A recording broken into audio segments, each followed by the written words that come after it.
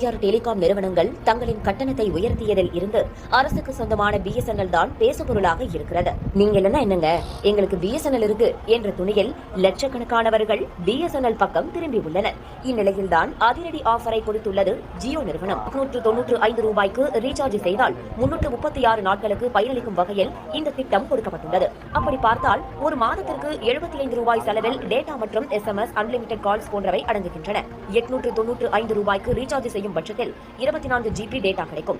ஒவ்வொரு மாதத்திற்கும் 2 GB network என்ற வகையில் இந்த 24 GB பிரிக்கப்பட்டுள்ளது.